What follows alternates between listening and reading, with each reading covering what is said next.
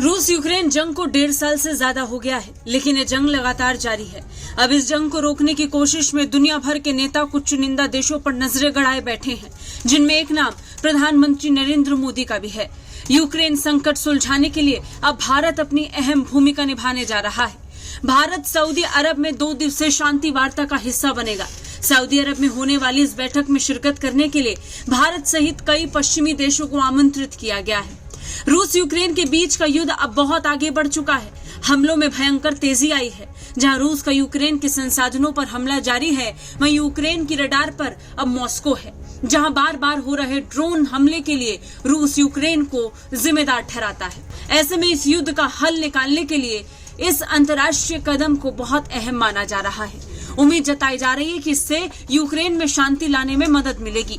Saudi अरब की मेजबानी में शांति वार्ता में हिस्सा लेने के लिए भारत को भी निमंत्रण भेजा गया।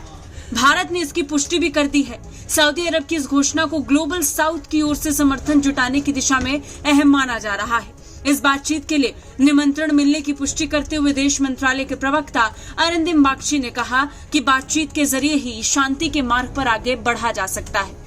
इसके तहत बातचीत और कूटनीति के जरिए यूक्रेन संकट को हल करने पर जोर दिया जाएगा। India has been invited to attend a meeting hosted by Saudi Arabia on Ukraine in Jeddah. I think it's on the 5th and 6th of this month. India will participate in this event, and our participation is in consonance with our long-standing position, the dialogue and diplomacy. बयान में उन्होंने बताया कि भारत को आमंत्रित किया गया है। इस बैठक में भारत हिस्सा भी लेगा।